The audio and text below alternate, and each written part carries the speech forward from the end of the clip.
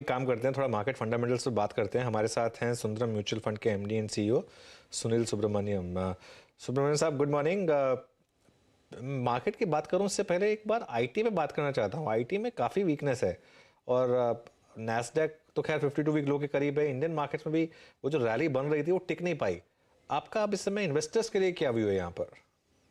नहीं, आईटी में कॉशियस रहना चाहिए, स्टॉक स्पेसिफिक रहना चाहिए, क्योंकि एक इंटरेस्ट रेट जो फेड की बात हुई थी ना, कि इंटरेस्ट रेट हाइक थोड़ी लंबे अवधि तक चलेंगे और एंड पॉइंट भी थोड़ा ज्यादा रहेंगे मार्केट के एक्सपेक्टेशन से ज्यादा, यानी 5% भी पार हो सकता है यूएस 10 ईयर यील्ड। ऐसी हालत में अगर एक इंटरेस्ट रेट जबरदस्त हो रही है और लॉन्ग पीरियड के लिए हो रही है, तो ये रिसेशन की बात जो चल रही थी वो शायद आगे आ जाए, क्योंकि किसी हालत पे फेड के चीफ ने कहा है कि मुझे ग्रोथ की परवाह नहीं है, मेरे को इन्फ्लेशन को ही घटाना है। तो ऐसी एक यूनिडायरेक्शनल मूव होता है फेड की ओर से, तो नेचुरली डिमांड को गिरना ही है। और इस वक्त में आईटी का क्या हुआ, आपको याद होगा कि कोविड के पैंडेमिक के टाइम में आईटी एक सुपर ग्रोथ सेक्टर बन गई थी, क्योंकि बहुत से बैकएंड में रीओरिएंटेशन ऑफ आईटी इंफ्रास्ट्रक्चर की बात हो रही थी और एक बूम सा हो गया था। अब रिसेशन के टाइम में ये थोड़ी होगा कि कोई आईटी में रिस्ट्रक्चर करेगा। तो ये डिमांड का जो एक एक्सप्लोजन देख रहे थे, उसके कारण वैल्यूएशंस की बढ़त वो नीचे आने लगी है, क्योंकि एक नॉर्मल सी सिनेरियो। अब बात ये है कि ऐसा नहीं कि आईटी एक साइक्लिकल सेक्टर है तो एकदम ऊपर जाए तो एकदम नीचे आए, क्योंकि एक कोर आईटी डिमांड ऑलवेज रहेगी। तो एक आईटी का जो ग्रोथ सेक्टर से एक सेफ्टी सेक्टर की ओर अभी जो बदलाव आ रहा है, वही आप देख रहे हैं दामों में जो दबाव आ रही है। और इसमें मैंने क्यों कहा स्टॉक स्पेसिफिक, क्योंकि क्या होता है कि इवन एक रिसेशन के टाइम में, क्योंकि आईटी यूजर इंडस्ट्रीज के लिए एक सिग्निफिकेंट कॉस्ट होती है, वो भी सोच रहे होंगे कि क्या कोई दूसरा आईटी प्रोवाइडर हमें आके और सस्ते में आईटी सर्विसेज प्रोवाइड कर सकता है। तो इंफोसिस और विप्रो और कॉग्निजेंट और माइंडट्री, इनके आसपास में जो लड़ाई होगी उसमें एक विनर तो आएगा। तो उस स्टॉक के लिए शायद मार्केट शेयर बढ़ सकती है इस रिसेशन के टाइम में भी। तो स्पेसिफिक स्टॉक सिलेक्शन से आपको आईटी से पैसा बन सकता है, मगर ओवरऑल सेक्टर में मैं कहूंगा एक इन्वेस्टर की पोर्टफोलियो में जो सेफ्टी के लिए आपको रखने की जरूरत है एक सेक्टर, उसमें आईटी शामिल होनी चाहिए। उसको जीरो मत कीजिए, और at the same time growth की वापस ही मेरे को लग रही है कुछ टाइम लगेगा।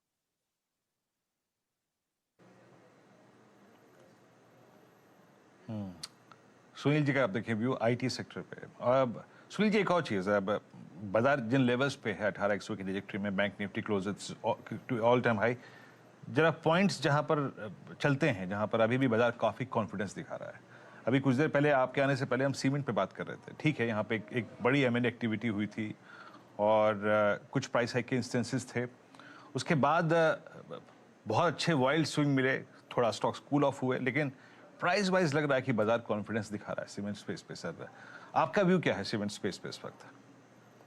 देखिए, सीमेंट स्पेस में क्या हुआ था कि एक ओवर वैल्यूएशन की स्थिति, और जब वो अदानी ने अनाउंस किया बहुत बड़ा परचेज, उसके बाद अल्ट्राटेक ने किया कि हम भी एक्सपेंशन करेंगे, तो एक एक्सेस सप्लाई की बात हुई थी, इसलिए करेक्शन आई थी। अब धीरे धीरे मार्केट समझ रहा है ये खाली अनाउंसमेंट्स की बात थी। अल्टीमेटली बिजनेस ओनर्स प्रैग्मेटिक है। और सीमेंट में क्या होता है कि एक रीजन स्पेसिफिक प्ले होता है हर बार, क्योंकि 200 किलोमीटर से ज्यादा सीमेंट को ट्रांसपोर्ट नहीं किया जा सकता। तो इसके लिए डोमेस्टिकली आप देखें तो ज्योग्राफी में कहीं पे इंफ्रास्ट्रक्चर डेवलपमेंट ज्यादा हो रही है, उधर डिमांड ज्यादा हो सकता है, तो दाम बिटवीन रीजन्स प्राइस डिफरेंशियल बहुत ज्यादा होता है।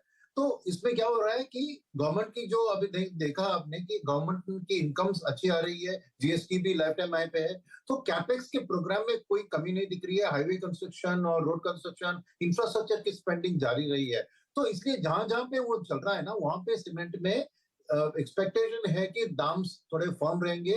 तो सीमेंट कंपनीज के लिए मार्जिन के लिए, क्योंकि उनके लिए इनपुट कॉस्ट में कोल बहुत बड़ा शामिल होता है, तो एनर्जी प्राइसेस का भी आउटलुक यह है कि एक रिसेशन आने से शायद एनर्जी प्राइसेस भी थोड़े गिरेंगे।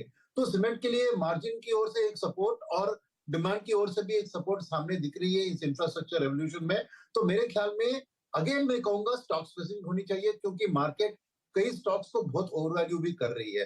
तो गुड क्वालिटी सीमेंट कंपनी जिसका राइट प्लेसेस पे उनकी प्लांट है, वहां लोकल सप्लाई डिमांड का सिचुएशन उनको फेवरेबल है, वहां पे डेफिनेटली अपसाइड मेरे को दिखती है। तो मैं कहूंगा एक ओवरऑल सेक्टर का मैं न्यूट्रल व्यू रखूंगा, और उसमें स्पेसिफिक स्टॉक्स को बाय में भी रखूंगा और स्पेसिफिक कुछ को होल्ड या न्यूट्रल में भी रखूंगा। ओके, ऑटोज पर क्या व्यू है आपका सर इस समय? ऑटोज में अच्छी खासी तेजी देखी है हमने, खासतौर से कुछ सेलेक्ट शेयर्स में लाइक टीवीएस मोटर, मारुति। अब यहाँ से क्या? ऑटो एक बुलिश स्टोरी है हमारे लिए, क्योंकि एक पेंटअप डिमांड की बात है। सेकंड, इनपुट कॉस्ट में उनको दो तरफ, एक तरफ स्टील का इनपुट कॉस्ट, दूसरी ऑयल रिलेटेड डेरिवेटिव्स, तो ये दोनों का हमको एक बैड 2-3 क्वार्टर्स हमने देखा जहां पे कमोडिटी प्राइसेस की राइज का इंपैक्ट उनके मार्जिन के ऊपर दिखा था। अब फेस्टिवल डिमांड से देकर आप देखिए ऑटोमोबाइल की वेटिंग लाइंस कितनी लॉन्ग है, तो इस तरह से एक ग्रोथ जो दिख रही है, मुझे मार्जिन एक्सपेंशन की स्टोरी सामने आ रही है ऑटो सेक्टर में। तो ओवरऑल ऑटो में हम पॉजिटिव ओवरवेट ही है। खाली इसमें ऑटो कंपोनेंट्स के अंदर एक एक्सपोर्ट ओरिएंटेड जो बात है, उसमें शायद वर्ल्ड रिसेशन का थोड़ा असर पड़ सकता है। सेकंड थिंग, ऑटो के अंदर ये भी है कि मार्केट जो जो कंपनियां या उनके ओनर्स एक ईवी की ओर बहुत स्ट्रांग एक इन्वेस्टमेंट और डायरेक्शन दिखा रहे हैं, तो मार्केट का ये एक सोचना है कि फ्यूचर में इनको एक अच्छा मार्केट शेयर, ईवी का रेवोल्यूशन जब तेजी पकड़ता है जाता है, तो इन्होंने ऑलरेडी इनिशियल इन्वेस्टमेंट कर चुके हैं, तो उसका बेनिफिट फ्यूचर में मिलेगा। तो इंटरवैल्यूएशन प्ले में जो भी ईवी में निवेश कर रहे हैं, उनके लिए मार्केट थोड़ी एक पी में थोड़ा ज्यादा वैल्यूएशन दे रही है। तो अब गिन चुन के स्टॉक्स को देखेंगे तो ओवरऑल ऑटो में मैं बुलिश हूँ। ऑटो कंपोनेंट्स में थोड़ी नमी दिख रही है, क्योंकि डिमांड शायद गिर सकता है इंटरनेशनल की वजह से एक्सपोर्ट्स में, but at the same time local EV oriented players में थोड़ा एक वैल्यूएशन की अपसाइड भी देख रहा हूँ। आपकी स्क्रीन पर आप देखें तो ऑटो पे 13283 है इंडेक्स, अभी भी अगर आप देखें अच्छा करता है, और कुछ स्टॉक्स जो कि अपने करियर के हाई से फ्लोट कर रहे हैं, उसमें मारुति भी शामिल है, उसमें एम भी शामिल है, और टीवीएस मोटर्स तो क्या गजब की चाल इस स्टॉक की रही है। अच्छा, एक दो स्पेस और लेके आइए। लेट्स चेक आईटीसी, याद रखिएगा आईटीसी अपने करियर के फिर नए हाइस पर 355.90, और एक अच्छा स्विंग दिया इस स्टॉक ने। सुब्रमण्यम जी, जब आईटीसी को देखते हैं तो ऐसा लगता है कि इस बार न जाने एफएमसीजी ने क्या गुनाह किया, इस बार आईटीसी को बाजार पिक करके ले गया, being a hotel stock, being a paper stock, being a FMCG stock. लेकिन ये जो लग्जरी सेगमेंट है ना, इसमें आप देखिए इंडियन होटल्स ने क्या स्विंग दिया, all time high, hotel space गजब का मूव दिया। लेजर में अगर आप देखें आपका पीवीआर उतना अच्छा नहीं कर पाया, अभी इंडिगो उतना नहीं चल पाया। ये स्पेस सर क्या कर रहे हैं आप इसमें इस वक्त, और इसमें क्या एग्जैक्टली आपने ग्रैब किया है या फिर करना चाहते हैं? देखिए, ओवरऑल ये सर्विसेज रिलेटेड सेक्टर्स में हम बहुत बुलिश है, क्योंकि जो बाउंस बैक, आप होटल्स की बात की, मैं तो बहुत ट्रैवल करता हूँ, मैंने देखा है कि करीबन दुगना हो गया है होटल की दामें इन टर्म्स ऑफ दिस, और होटल्स नहीं मिल रहे बहुत जगह पे। तो होटल का एक बहुत स्ट्रांग अप्रूव है, और ये बहुत सिक्लिकल है, क्योंकि होटल में रियल एस्टेट कॉस्ट, जो land, rooms, salaries of the employees बहुत होते हैं, तो इनका डाउन और अप बहुत वाइल्ड स्विंग्स होता है। तो मेरे ख्याल में होटल एक स्वीट स्पॉट में है, और उसका मैं बहुत पॉजिटिव एक ग्रोथ टेरिटरी देख रहा हूँ, जैसे इकोनॉमी की बाउंस बैक नॉर्मल से आगे बढ़ रही है, वो एक बात है। एयरलाइंस की बात पे क्या है कि सेम आपको बाउंस बैक एयरलाइन में भी दिख रहा है, मगर उधर दो तीन चीज है कि कंपटीशन बहुत ज्यादा है, कॉम्पिटिटिव, क्योंकि एयर इंडिया की वापसी ने कुछ हिला दिया है। एक तरफ लोग भी जाके एयर इंडिया में ज्वाइन कर रहे हैं, और टाटास का भी एक ओवरऑल कंट्रोल, क्योंकि एयर एशिया एक तरफ, विस्तारा एक तरफ, एयर इंडिया एक तरफ, तो एक ओवरऑल उनको अलग अलग कंपनियां हैं, पर फिर भी एक वो ओलिगोपोली की तरह दिख रही है। तो कॉम्पिटिटिव स्पेस उधर एयरलाइंस में मेरी थोड़ी टाइटनेस दिख रही है, इसलिए उधर जो डिमांड का स्टोरी है वो पूरी तरह आपको स्टॉक में प्ले हुए नहीं दिख रहा है शायद, मेरे मेरे ख्याल में। उसके अलावा बाकी जो सर्विसेज है, जैसे अपने मल्टीप्लेक्सेस, एंटरटेनमेंट वाली बात की, उसमें तो मैं स्टॉक ग्रोथ देख रहा हूँ। शायद मार्केट में उधर वैल्यूएशन थोड़ा बाउंस बैक का थोड़ा ओवर किया था, तो एक पीरियड ऑफ कंसोलिडेशन होगा, मगर ओवरऑल में जैसे ही लाइफ नॉर्मलाइजेशन पे आ रही है, आप देख रहे हैं कि लोग वापस सभी थिएटर्स में जा रहे हैं, सब कम कर रहे हैं, तो मेरे लिए वो एक ओवरऑल सर्विसेज सेक्टर के लिए मैं कहूंगा कि आउटलुक पॉजिटिव रहनी चाहिए। और ये खास करके ये डोमेस्टिक सेक्टर है, तो डोमेस्टिक सेक्टर पे ज्यादा ध्यान देना उचित होगा, क्योंकि एक्सपोर्ट्स में ही थोड़ा प्रेशर आ सकता है, इसलिए purely domestic will be a good buy. अच्छा ठीक है, जब उसी ऑलमोस्ट रिलेटेड स्पेस से एक स्टॉक लेकर आते हैं, सेफायर। सेफायर का इंट्राडे चार्ट देखिए, एकदम से काफ़ी डिक्लाइन है इसमें, करीब आज थोड़ा सा मार्केट में इंडिविजुअल पॉकेट्स में थोड़ा प्रेशर है। और सफ़ायर फूड्स का स्टॉक एक बार ज़रा हम स्क्रीन पर लेकर आते हैं, वो स्टॉक इस समय थोड़ा सा डिक्लाइन दिखा रहा है, करीब करीब 4% का डिक्लाइन इस समय सफ़ायर के स्टॉक में आपको दिखाई देगा इस समय। तो सुनील जी, इसमें जो QSR स्पेस है, इसमें क्या व्यू होगा आपका यहाँ पर? QSR में बहुत पॉजिटिव है व्यू, क्योंकि जैसे मैंने कहा सर्विसेज के अंदर ये जो सेगमेंट्स है जिसकी कोविड में बहुत एक असर आया था, उसमें डेफिनेटली हम एक पॉजिटिव मूव देख रहे हैं। तो डेफिनेटली ओवरवेट है हम उस सेक्टर में।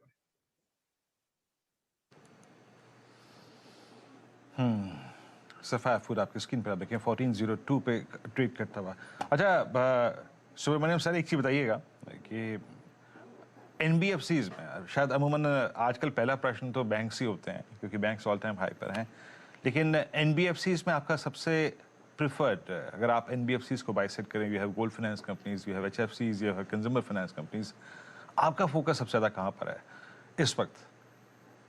देखिए, कंज्यूमर फाइनेंस और हाउसिंग फाइनेंस ये दोनों फोकस होंगे। गोल्ड फाइनेंस में क्या है कि वो एक ऑटोमेटिकली एट ऑल टाइम्स, क्योंकि डाउनटर्न होता है जब पीपल की कमी, ये इनकम में कमी आती है, तब वो अपना गहने को गिरवी रखकर लोन लेते हैं। मगर एक बूम टाइम स्टोरी में उतना ज्यादा गोल्ड का अप मूव मैं गोल्ड फाइनेंसिंग का उतना नहीं दिख रहा हूँ। मगर हाउसिंग फाइनेंस में क्योंकि क्या हो रहा है कि बैंक्स का मेजर मार्केट शेयर है, मगर प्राइवेट सेक्टर हाउसिंग में क्या है कि अनटैप्ड सेगमेंट होते हैं। तो बैंक के लिए सर्टेन क्वालिफिकेशन होते हैं कि एक व्यक्ति का इतना इनकम होना चाहिए, इनका एक ऑडिटेड फाइनेंशियल होना चाहिए, इनकम टैक्स रिटर्न होना चाहिए, तभी हम देंगे। मगर ह्यूज स्मॉल बिजनेस ओनर्स, ऐसे ह्यूज सेगमेंट है जो पूरे जो नियम है बैंक के वो फुलफिल नहीं कर पाते हैं। तो एनबीएफसी इस जगह में जाके उनको ना ही एक मार्केट मिलता है जहां पे बैंक टैप नहीं कर पा रहे हैं, मगर एट द सेम टाइम उनको वहां पे मार्जिन भी अच्छी मिल रहे हैं, क्योंकि बाकी जगह से लोन नहीं मिल रही है तो उनको एक हायर ब्याज भी मिलता है उनसे।